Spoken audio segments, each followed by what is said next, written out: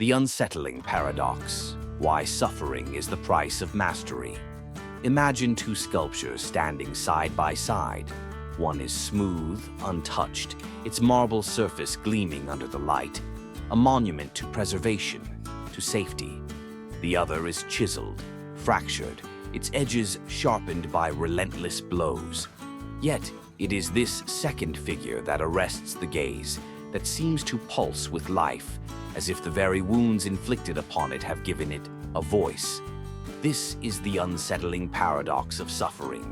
What breaks us also shapes us. What wounds us also teaches us. And the refusal to endure pain, the desperate scramble to avoid it at all costs, may be the very thing that keeps us from becoming who we are meant to be.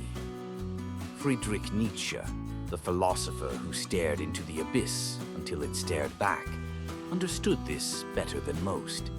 His concept of Amor, fati, the love of fate, was not some passive resignation to suffering. It was a defiant embrace, a recognition that the most brutal chapters of our lives are not interruptions of our story, but the very ink with which it is written. But how? How can pain, that universal thief of peace, become a teacher? How can trauma, which so often shatters people, also be the crucible of their rebirth? The answer lies in a radical shift in perspective, one that does not seek suffering for its own sake, but recognizes that within its fire lies an alchemy few dare to explore. The illusion of the pain-free life, why avoiding suffering leads to greater torment. Picture a man who spends his life walking on padded floors, wearing gloves to avoid calluses, eating only bland foods to never risk heartburn. He has never felt the burn of exertion, the sting of rejection, the hollow ache of loss. He believes he has won, that he has outsmarted suffering. But what has he really done? He has traded the sharp, fleeting pains of life for a far more insidious torment, the slow erosion of his own vitality. His muscles atrophy from disuse. His relationships remain shallow, untouched by conflict, and thus untouched by depth.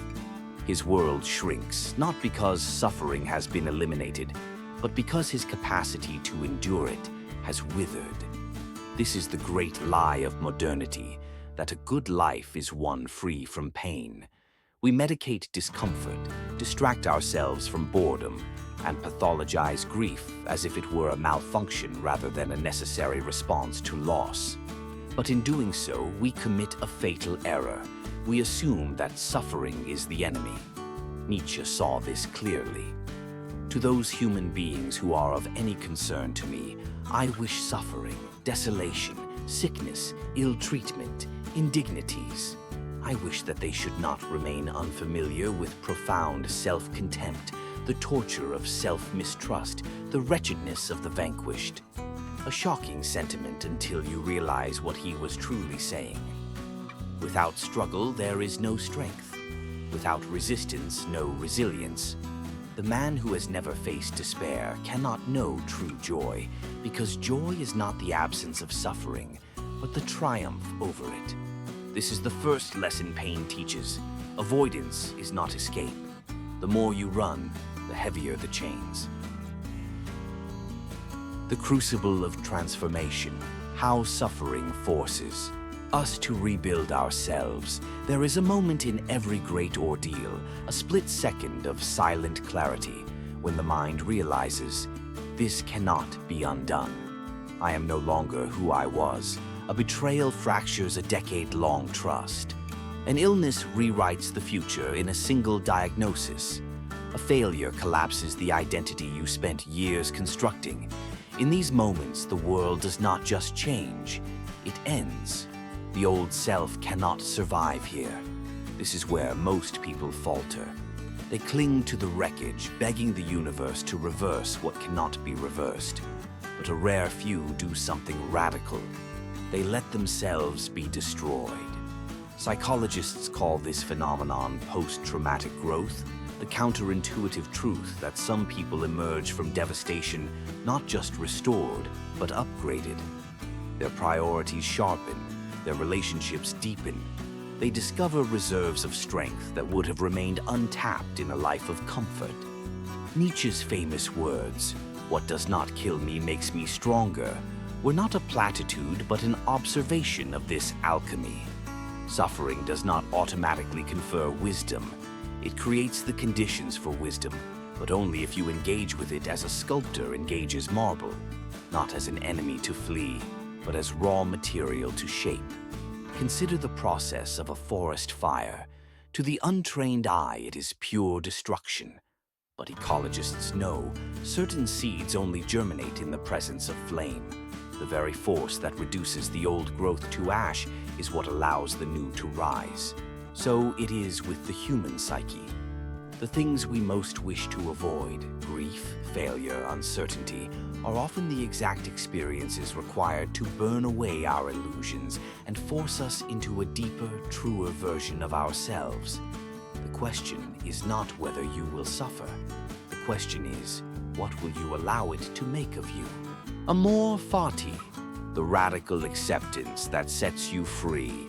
You stand at the edge of a cliff, wind howling, staring at the ruins of your plans. The job you sacrificed for has evaporated. The love you built your life around has walked away. The health you took for granted has turned against you.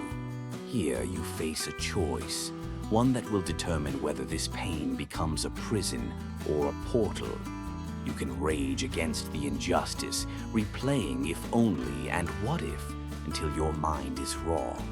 You can numb yourself with distraction, pretending the wound isn't there.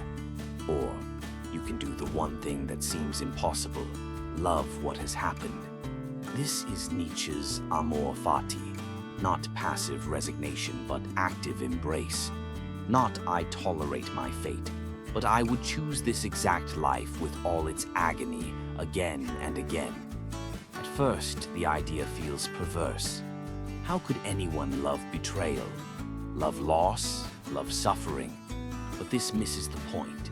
Amor fati is not about enjoying pain. It's about recognizing that your life is a mosaic where every piece, even the darkest ones, is essential to the whole. The heartbreak that taught you the difference between infatuation and love.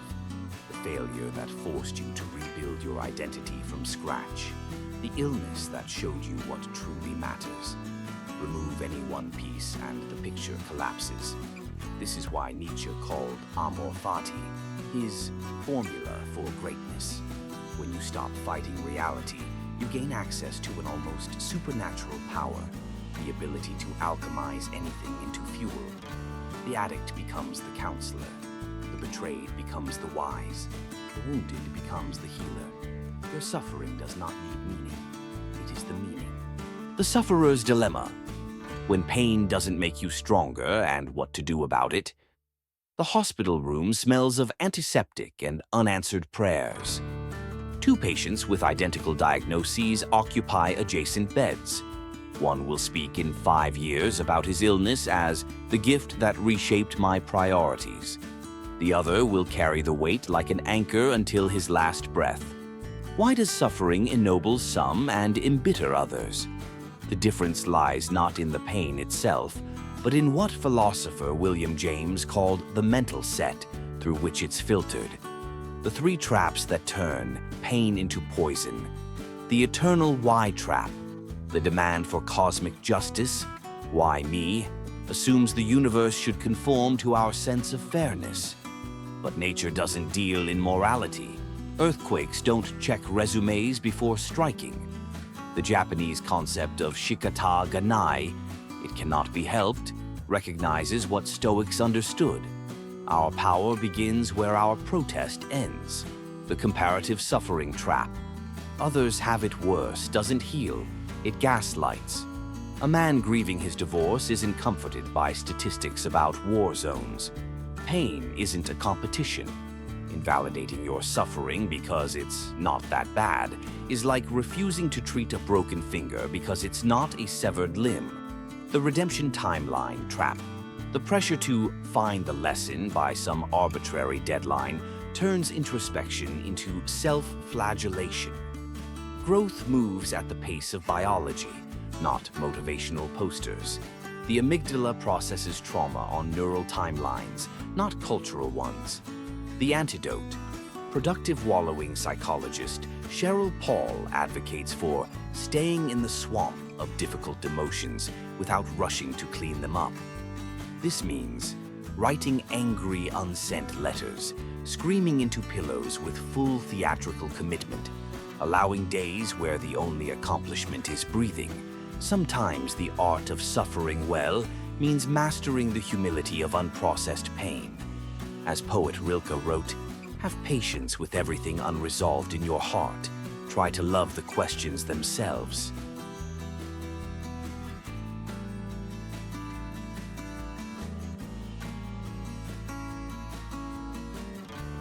The sufferer's sovereignty, reclaiming power when the world has shaken you. There comes a moment when you realize no one is coming to save you. Not the therapist who can only guide, not the lover who can only witness, not the gods who remain silent. This realization, terrifying at first, is the threshold of your true strength. The pillars of sovereign suffering, the anti-fragile narrative. Most try to recover from suffering, to return to some idealized past self. The sovereign knows you are not a statue to be restored, but a river to be reshaped. Practice. Rewrite your story nightly. Not I was broken by X, but X revealed where I was already fractured, and now I get to rebuild stronger. The sanctuary of small dominions. When big things collapse, careers, marriages, health, claim microscopic victories. The precise folding of a towel, the perfect brewing of tea, the deliberate pacing of breath. Why it works. These are rehearsals for larger reclamations of power. The paradox of weaponized vulnerability. The Japanese art of kintsugi, golden repair, doesn't hide broken pottery. It highlights the cracks with precious metal. Likewise, share your healing process while it's still raw. Let others see you relearn basic things. Your unfinished edges become someone else's lifeline. The sacred rage, Nietzsche's healthier alternative to resentment. Convert, how dare this happen to me, into what will I make of this? Channel fury into creative destruction, art, activism, athleticism. Let anger be the bridge between victimhood and agency. A storm passes through a forest. Some trees snap, others bend. The ones that survive longest develop reaction wood, denser fibers grown in response to pressure. You are not the storm. You are not even the tree. You are the wood that learns to grow harder where life has tried to break you. The eternal return, choosing your suffering. Consciously, late at night when the world is quiet, the deepest question whispers. If you had to relive your life, every joy, every agony, in infinite repetition, could you bear it? Nietzsche called this the eternal recurrence, not a metaphysical reality, but the ultimate litmus test for whether you've made peace with existence. Here lies the final teaching. All lives contain suffering. The only choice is what kind and for what purpose. The suffering of stagnation or the suffering of growth. The pain of regret or the pain of discipline. The agony of self-betrayal or the burn of authenticity. The master doesn't avoid suffering. They curate it, like a gardener pruning roses, knowing each cut brings fuller bloom. So tonight, as you stand between who you were and who you're becoming, ask not how to escape your pain, but what version of this hurt would I be proud to relive forever? Your answer will carve the path forward.